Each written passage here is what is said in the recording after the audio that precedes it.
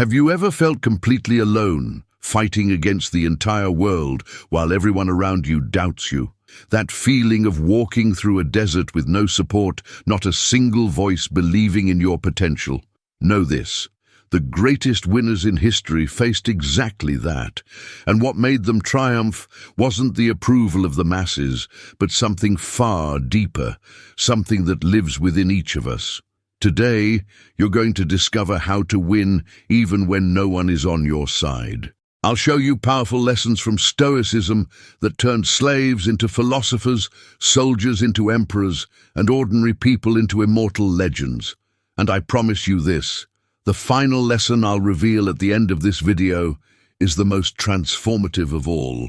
It can completely change how you face the challenges of your life. If you're searching for inner strength, courage, and wisdom to overcome any obstacle, subscribe to the channel now.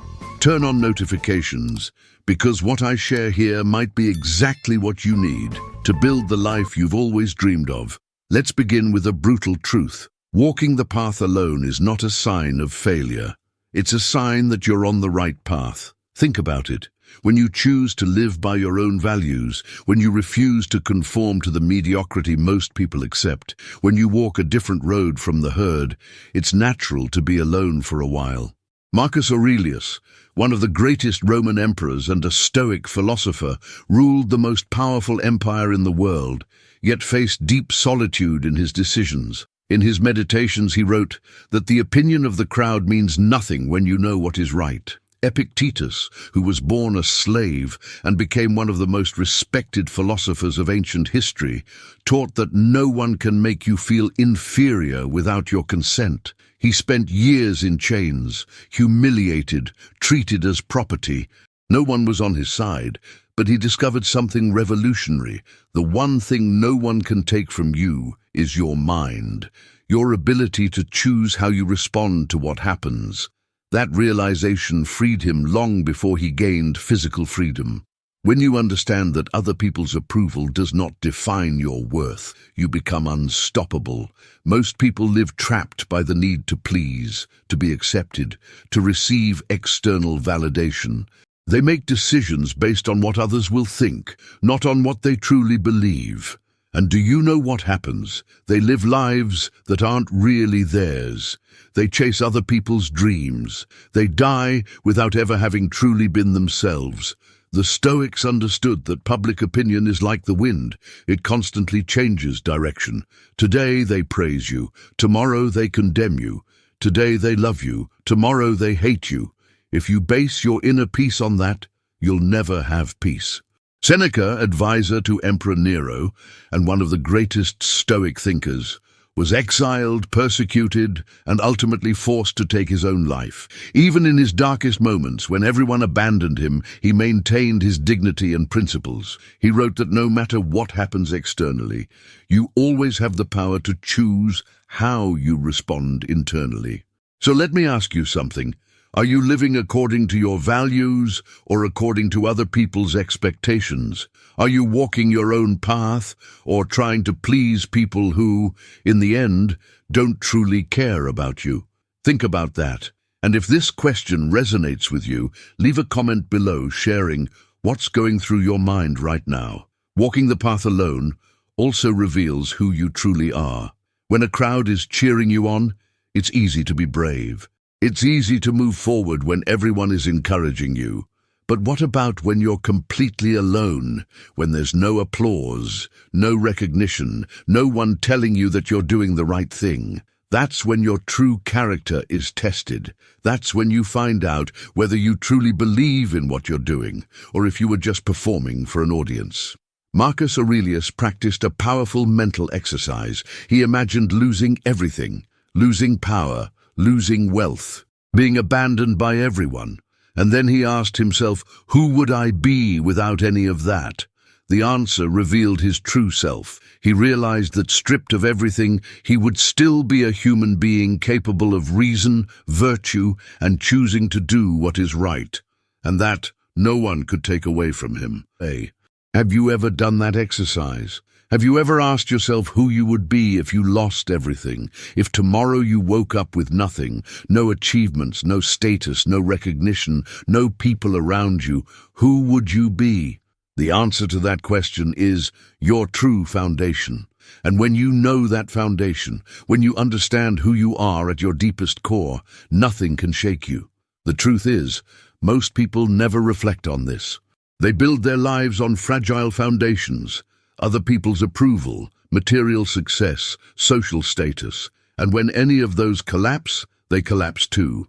Stoicism teaches you to build on solid ground, your values, your integrity, your ability to choose your response.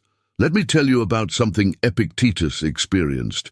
When he was still a slave, his master frequently tortured him. On one occasion, while being tortured, Epictetus calmly told his master that if he continued twisting his leg that way, it would break. The master ignored him and kept going. The leg broke, and Epictetus, with astonishing calm, simply said, "I told you it would break." He didn't scream. He didn't beg. He didn't panic. Why? Because he understood that he could control his response, but not the actions of others. And that understanding made him free, even in chains. How many times do you allow other people's actions to destroy your peace? How often do you hand over your emotional power to people who don't deserve that influence over you? The Stoics challenge you to reclaim that power, to understand that no one can make you suffer without your consent, that no one can defeat you internally, even if they defeat you externally. Now, you might be thinking, isn't that cold? Isn't that emotionally detached? No, it's the opposite. It's liberating. When you realize your worth doesn't depend on others' approval, you're free to love, to connect, to care, without desperation, without unhealthy attachment, without the neurotic need to control what others think or do. The Stoics loved deeply. Marcus Aurelius loved his wife, his children, and his people, but he knew he could lose any of them at any moment, and that awareness, far from making him distant, made him cherish each moment even more. He didn't love with fear, he loved with gratitude. And there's a profound difference between those two. When you're walking alone, when no one is on your side, you have the opportunity to develop a strength that people surrounded by support never do. You learn to be your own foundation. You learn to find courage within yourself. You learn that you don't need a cheering crowd to do what is right. And you know what else? When you develop this inner strength, when you become capable of walking on your own, something interesting happens. The right people start to show up, not because you need them, but because you're operating on a different frequency. You attract people who also have inner strength, who also know how to stand on their own, who choose to be by your side, not out of need, but out of genuine alignment. The Stoics called this living in accordance with nature, and part of human nature is authentic connection. But that kind of connection is only possible when you're not desperate for it, when you're not willing to betray your values just to avoid being alone. Marcus Aurelius wrote that it's better to be alone than in bad company, because bad company corrupts character like a contagious disease.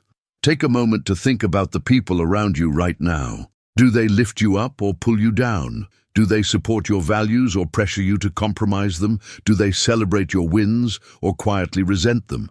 These are uncomfortable questions, but necessary ones, because if you want to win in life, you have to be extremely selective about who you allow into your inner circle. Seneca had a powerful practice. He deliberately set aside moments of complete solitude to get to know himself better. He believed that you only discover who you truly are when you're completely alone. No distractions, no social masks, no need to perform for anyone. In those moments, you find your true inner voice. You hear what you actually think, feel, and believe without interference from other people's opinions. When was the last time you were truly alone with your thoughts? No phone, no TV, no distractions at all. Most people are afraid of that silence because when they stop, when they really pay attention to themselves, they discover uncomfortable truths.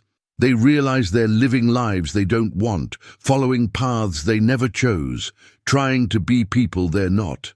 But the Stoics teach that this discomfort is necessary. It's the beginning of transformation. You can't change what you don't acknowledge. You can't correct your course if you refuse to admit you're heading in the wrong direction. The courage to look inward, to face your own contradictions, your fears, your weaknesses, that's the courage that separates winners from losers.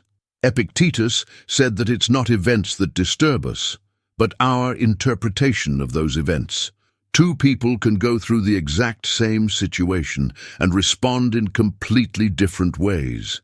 One feels destroyed, the other finds an opportunity for growth. The difference isn't what happened, it's the story each one tells themselves about what happened. So when you're alone, when no one is standing beside you, what story are you telling yourself? Are you playing the victim, saying the world is unfair, people are cruel, and you never stood a chance?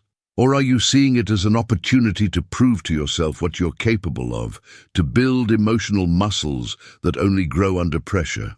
Let me be very clear with you. Life isn't fair. It never has been, and it never will be. Good people suffer. Bad people succeed. Effort doesn't guarantee results.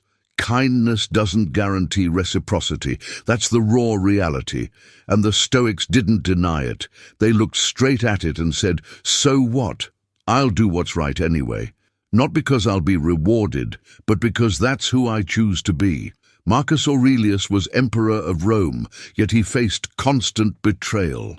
People he trusted plotted against him. People he helped stabbed him in the back. He could have become bitter, cynical, cruel. But he chose not to let other people's wrongdoing corrupt his character. He wrote, "When someone harms you, don't become like them. Preserve your nature. Their revenge is becoming vicious. Your victory is remaining noble." What a powerful lesson. True victory isn't destroying the person who hurt you. It's remaining whole despite them. It's refusing to let other people's lower behavior define who you are. It's choosing excellence even when it would be easier to sink into mediocrity. And look, I know this isn't easy. When you're attacked, criticized, abandoned, the temptation is to respond in kind, to strike back, to prove you're right, to make others pay for what they did. But the Stoics challenge you to a higher form of strength, the strength of not reacting, of refusing to let other people's behavior control you. If you're finding value in this, if these lessons are resonating with you, please hit the like button. It helps the algorithm get this message to more people who need to hear it. And if you're not subscribed yet, subscribe now. I share content like this regularly to help you build inner strength and wisdom to face any challenge. Now, let's talk about one of the most counterintuitive lessons of Stoicism, the idea that obstacles aren't in your way. They are the way. Marcus Aurelius wrote, "The impediment to action advances action. What stands in the way becomes the way." At first, this sounds confusing, but once you understand it, it's incredibly liberating. Think about it. When you face an obstacle, when things don't go as planned, when you meet resistance, your first reaction is usually frustration. You ask, "Why is this happening to me? Why can't things be easier?" But the Stoics saw obstacles differently. They saw every obstacle as an opportunity to practice virtue, develop skill, and become stronger. An athlete who wants to get stronger doesn't complain about the weight in the gym. They know resistance is exactly what builds muscle. In the same way, life's challenges aren't there to destroy you. They're there to build you. Every person who doubts you is a chance to prove to yourself that you don't need their belief. Every failure is a chance to learn and adjust your course. Every moment of solitude is an opportunity to develop emotional self-reliance. Seneca faced exile, political persecution, and was ultimately ordered to take his own life by Emperor Nero. He could have spent his final years in bitterness and despair. Instead, he used those hardships to deepen his philosophy, to write letters that still inspire millions, and to live out in practice what he taught in theory. He turned suffering into wisdom and pain into purpose. And you, What are you doing with your challenges? Are you drowning in them or learning how to swim? Are they breaking you or forging you? The difference lies entirely in your perspective, in the story you tell yourself about what's happening. The Stoics also understood something most people overlook. You have far less control over life than you think, but far more control over yourself than you realize. You can't control what others think of you, but you can control how much it affects you. You can't control whether you succeed today, but you can control whether you give your best. You can't control whether people support you, but you can control whether you support yourself. Epictetus divided everything into two categories: things within our control and things outside our control. What's within our control are our opinions, impulses, desires, and aversions. In short, our own actions. What's outside our control are our body, our possessions, our reputation, and our status. In short, everything that isn't our own doing. And here's the key. Stoicism teaches you to focus all your energy on what you can control, and to accept with calm what you cannot. It sounds simple, but it's revolutionary. Most people do the exact opposite. They waste all their energy trying to control what can't be controlled, and neglect what's truly in their hands. You spend hours worrying about what someone said about you, but you don't invest even 10 minutes improving your own character. You panic trying to make someone love you, yet you don't cultivate genuine self-respect. You obsess over the outcome you want to achieve, but you don't fully commit to the process required to get there. Do you see the problem? You're fighting battles you can never win, and neglecting battles you've already won before they even begin. Marcus Aurelius woke up every day facing the problems of a vast empire: wars, betrayals, plagues, economic crises, the kind of pressure that would crush most people. But every morning he practiced a mental exercise. He reminded himself that he couldn't control whether there would be war, betrayal, or crisis, but he could control how he responded to them. He could choose to act with wisdom, justice, courage, and self-discipline, and that's where he focused all his energy. Now imagine applying that to your own life. Instead of waking up anxious about everything that could go wrong today, about all the people who might disappoint you, about all the outcomes that might not happen, you focus only on what is under your control: your attitude, your effort, your choices, your reactions. How would your life change? How would your inner peace transform? The truth is, most of your suffering comes from trying to control what cannot be controlled. You suffer because you want people to be different from who they are. You suffer because you want life to be fair when it isn't. You suffer because you want guarantees, and life offers none. And until you accept these fundamental realities, you'll keep banging your head against the wall. But acceptance does not mean passive resignation. The Stoics were not fatalists who gave up on life. They were people of intense action. Marcus Aurelius led armies. Epictetus taught hundreds of students. Seneca was one of the most influential men in Rome. The difference is that they acted with wisdom, focusing their energy where it actually mattered, instead of wasting it on useless worries. Let me give you a practical example.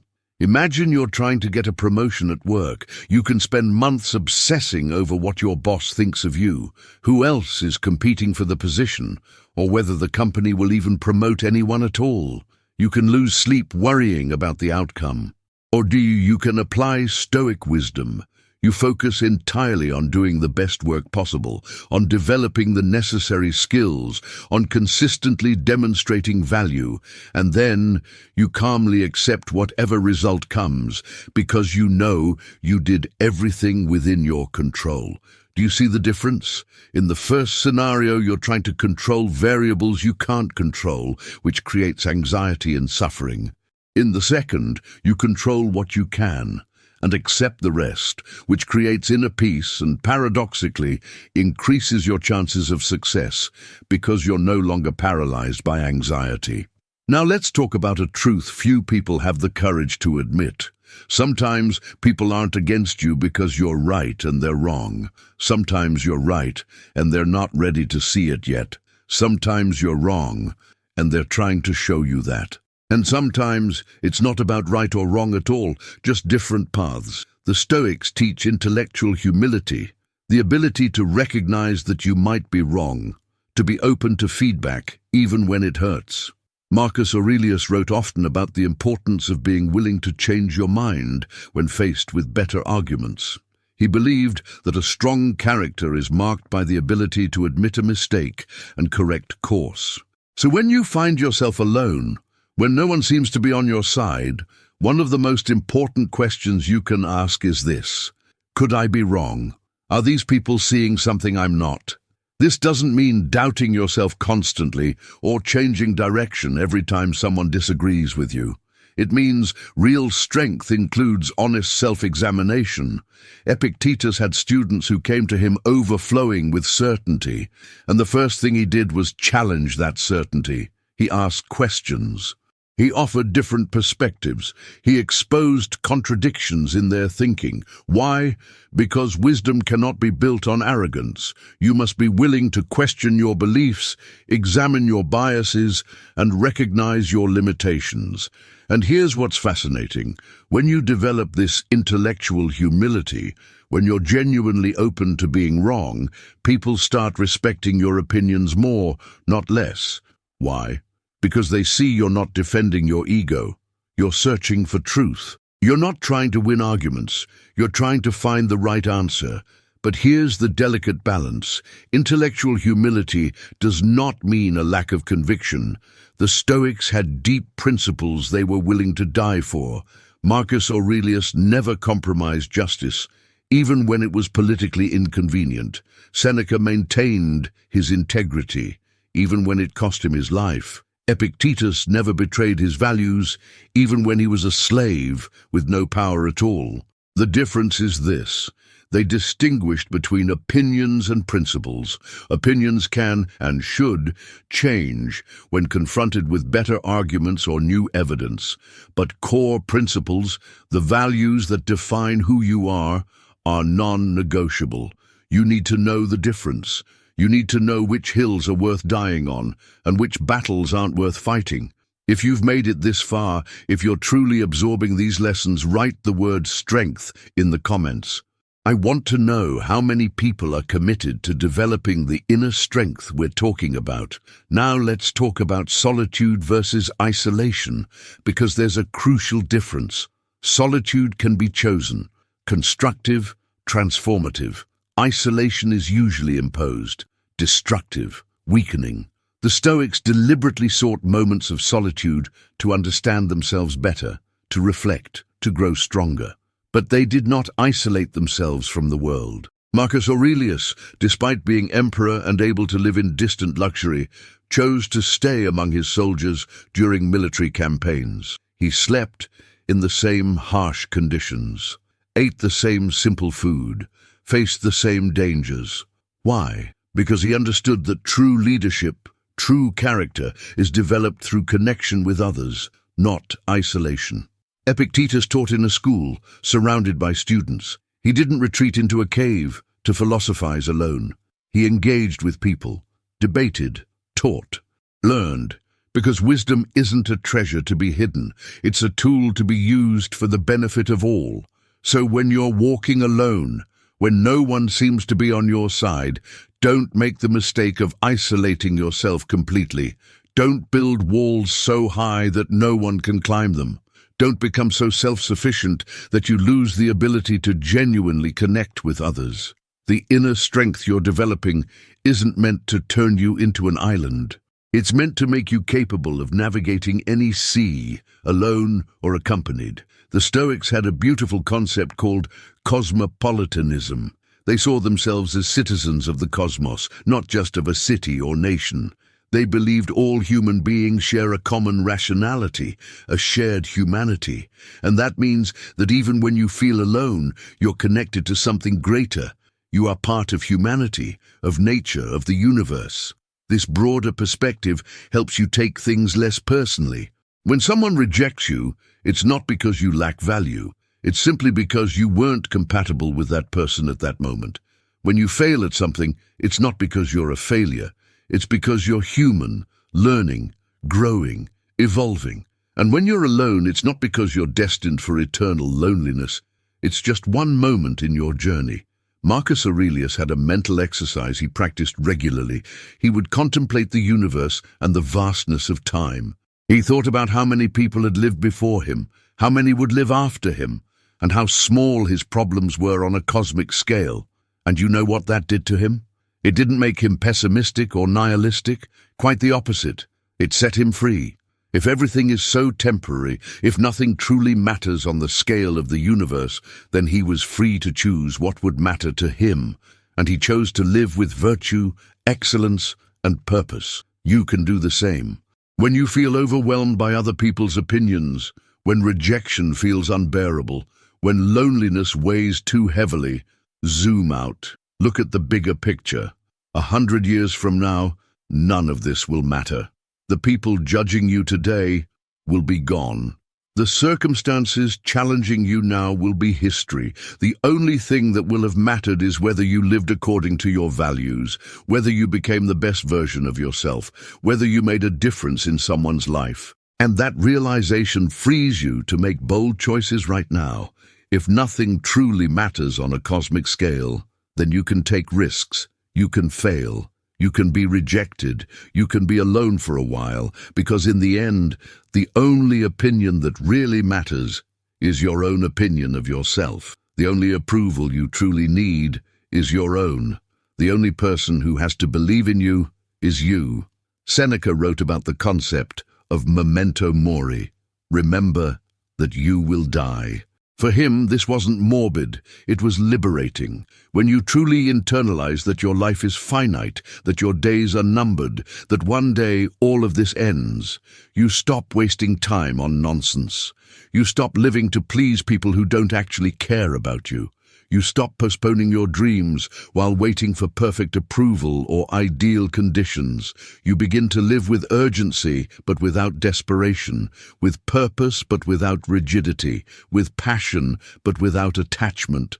Because you know time is far too precious to waste on anything that isn't authentic, meaningful, and truly yours.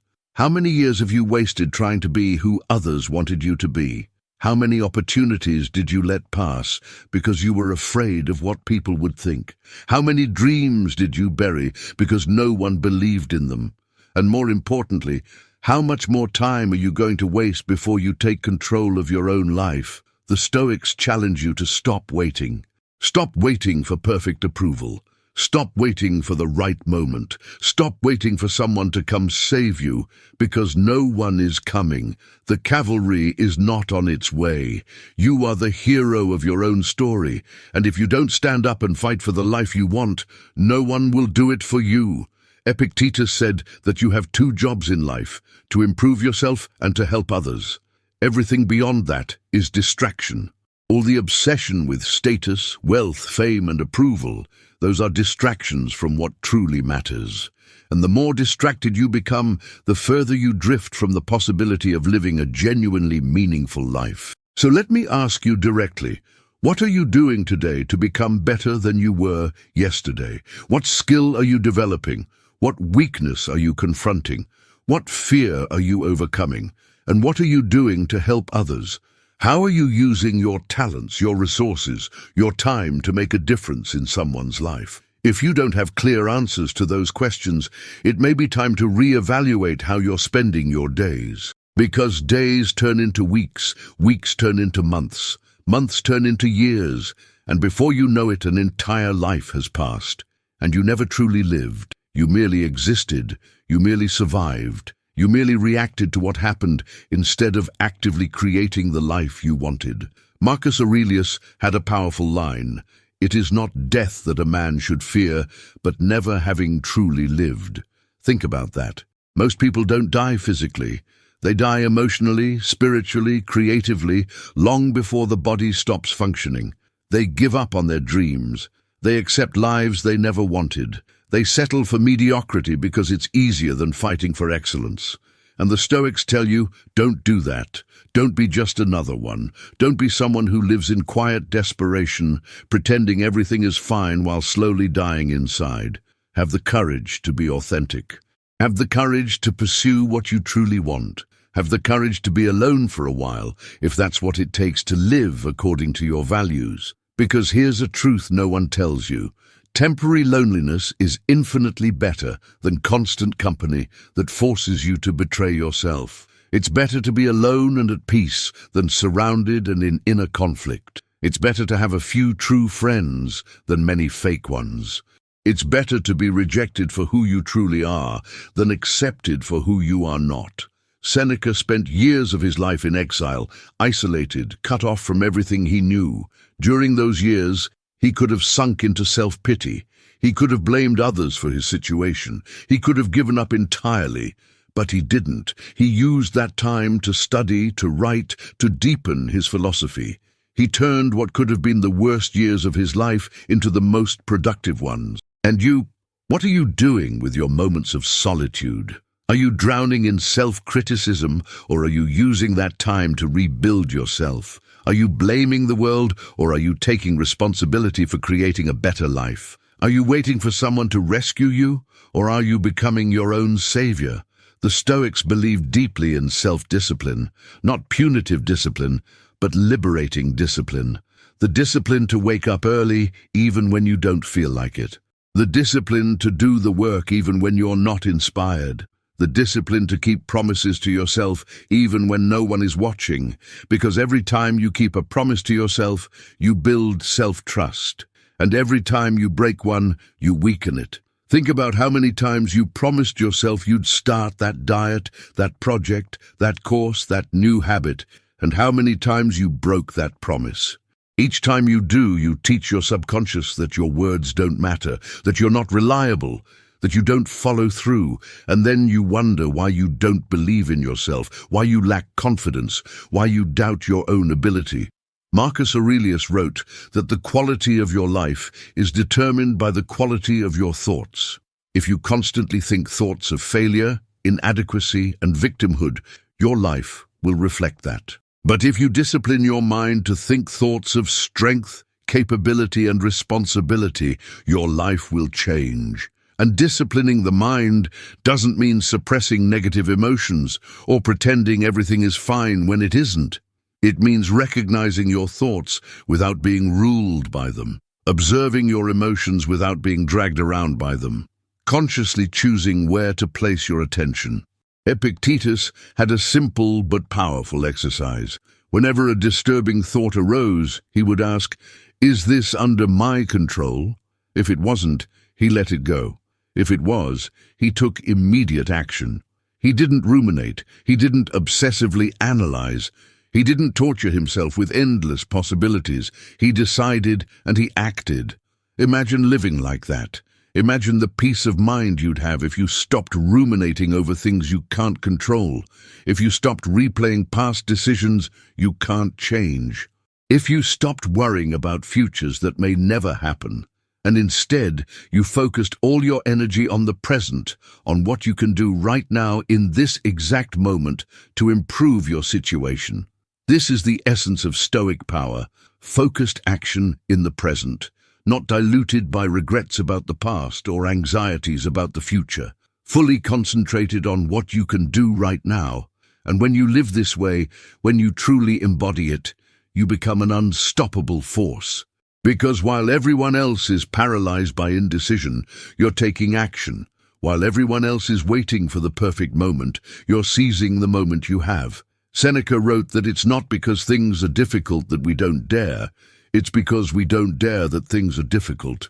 Read that again. Let it really sink in.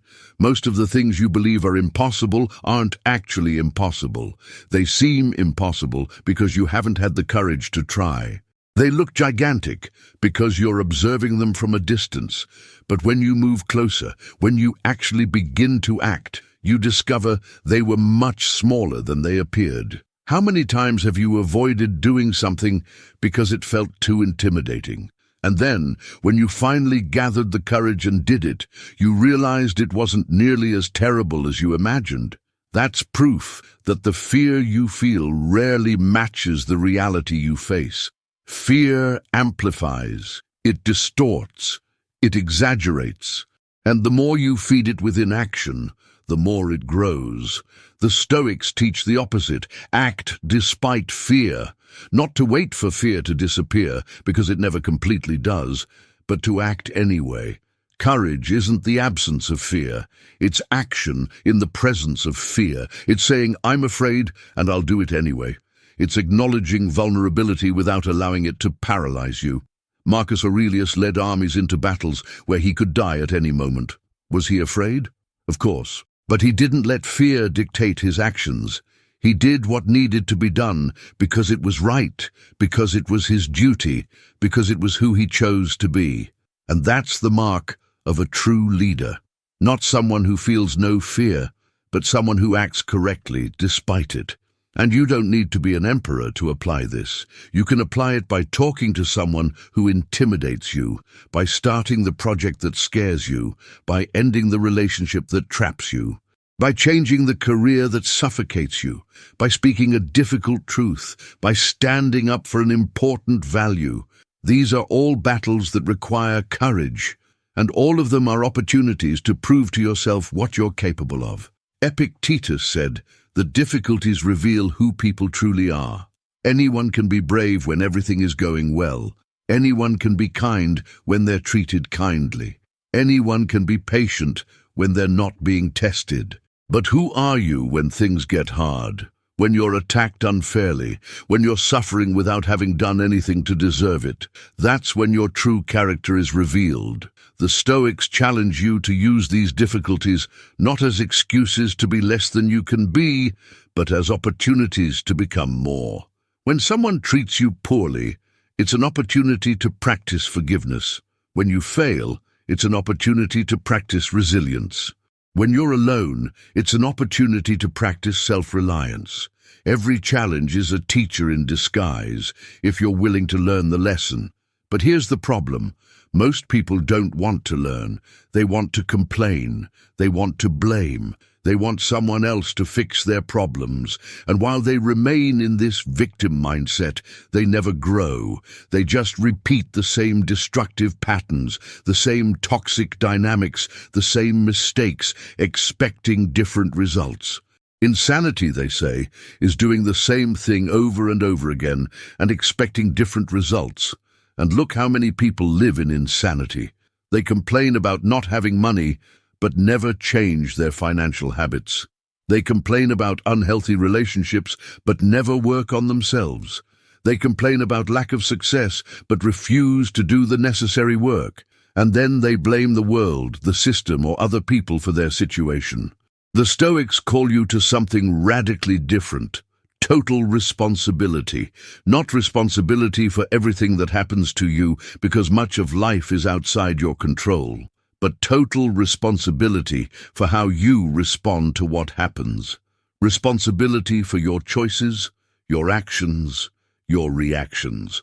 Responsibility for the direction of your life. Marcus Aurelius was emperor of Rome, yet he didn't blame his position for his struggles. He didn't say, being emperor is hard, so I have an excuse not to be a good person. No.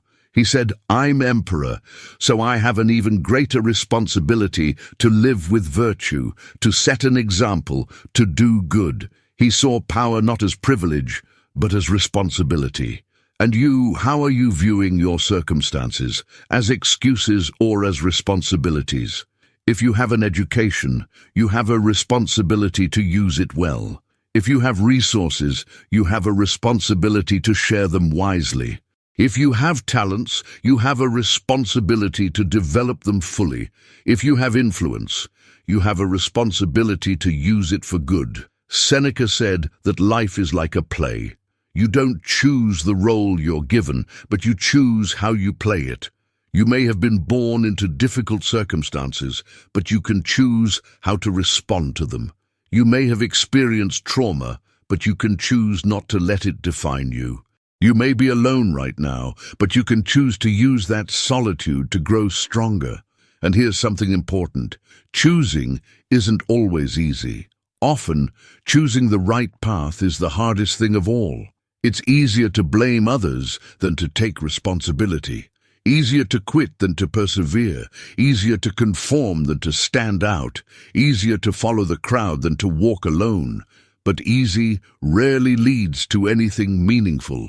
The Stoics challenge you to choose the difficulty that leads to growth instead of the ease that leads to stagnation, to choose the discomfort of growth over the comfort of mediocrity, to choose temporary solitude that preserves your integrity over constant company that erodes your character.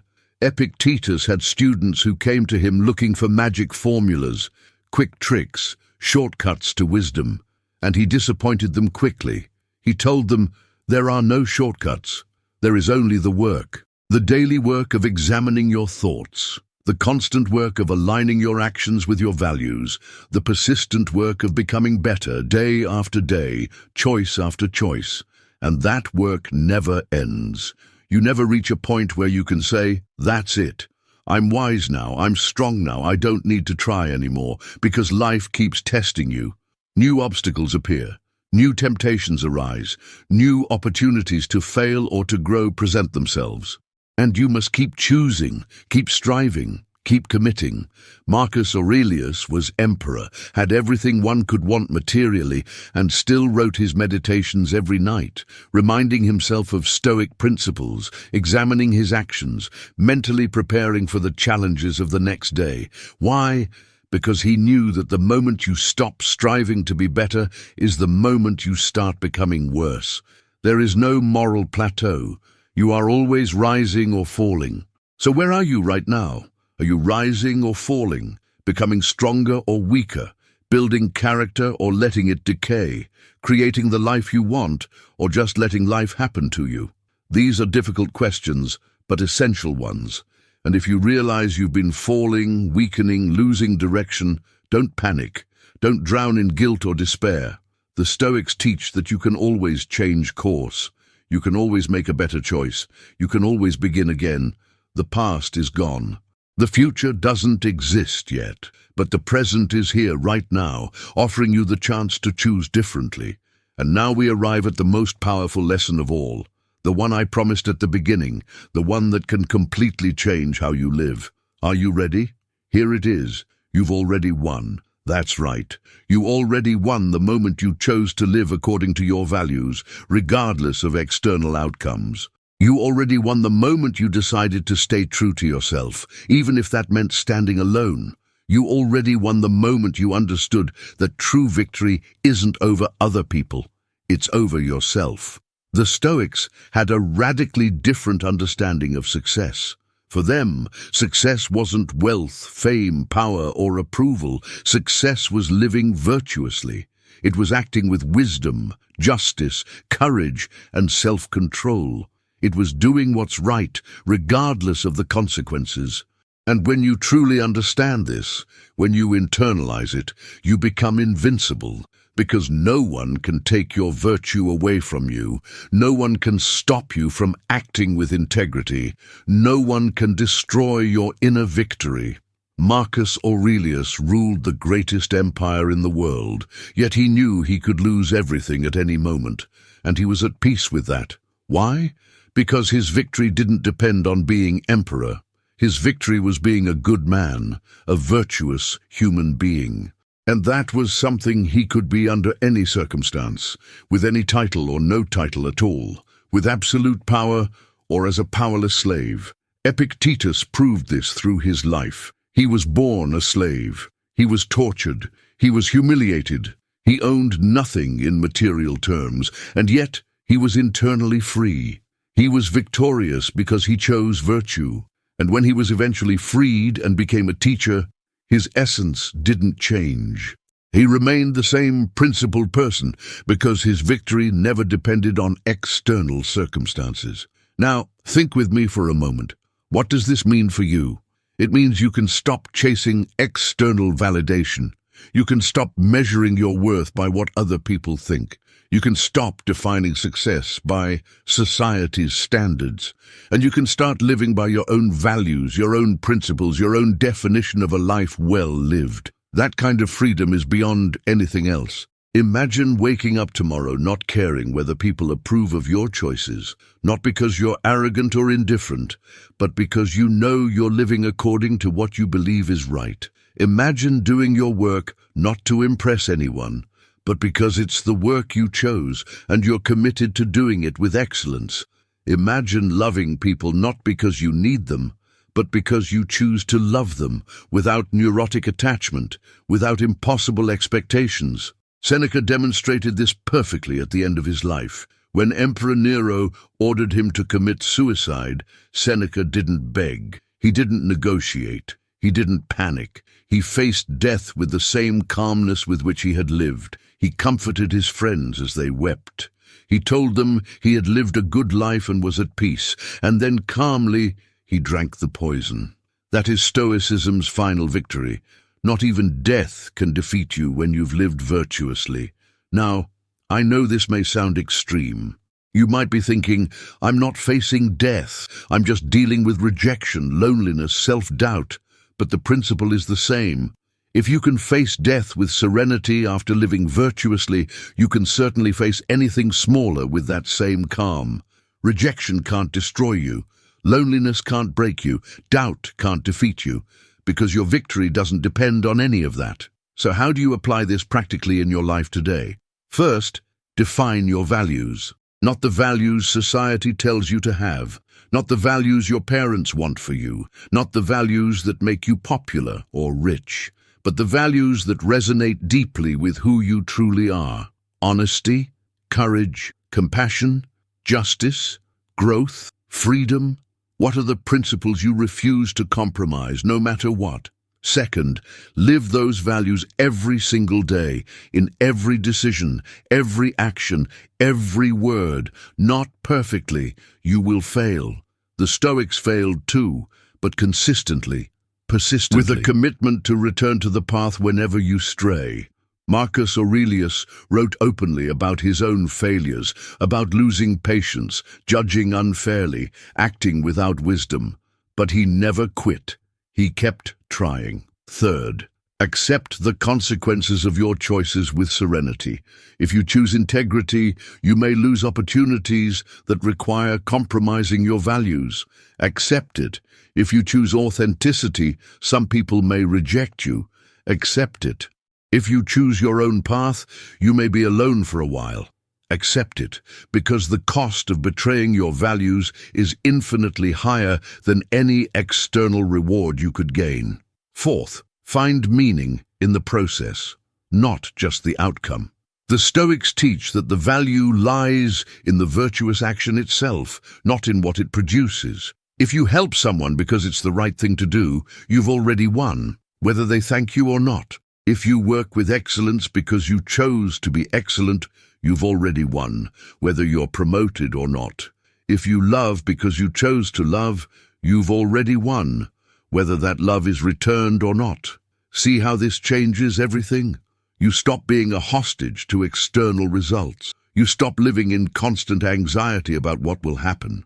You stop measuring your day by what you achieved and start measuring it by how you lived. And paradoxically, when you stop desperately chasing results, you often achieve them anyway, because you're focused, present, and excellent, instead of anxious and distracted. Epictetus once had a student obsessed with becoming famous, and Epictetus told him something devastating. You will never be truly great while you are chasing greatness. Greatness comes as a byproduct of living virtuously, of doing excellent work and serving others. When you chase greatness directly, you push it away. But when you chase excellence of character, greatness comes to you. The same is true for love, happiness, success, anything you truly want. When you pursue these things desperately, they run from you.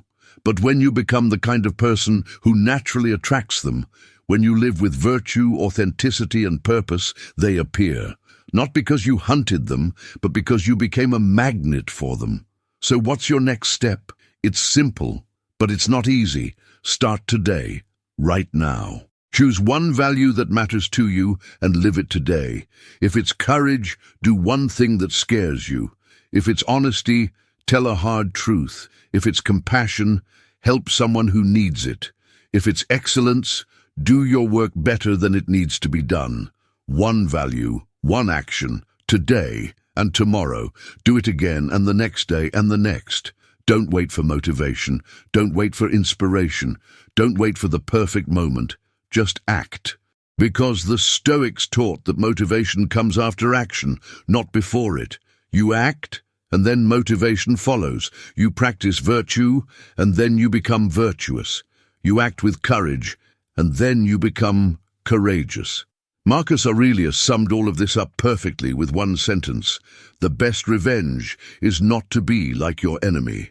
When people hurt you, betray you, abandon you, the temptation is to become bitter, cynical, cruel. But the true victory is staying whole. Remaining kind despite cruelty, courageous despite fear, authentic despite rejection.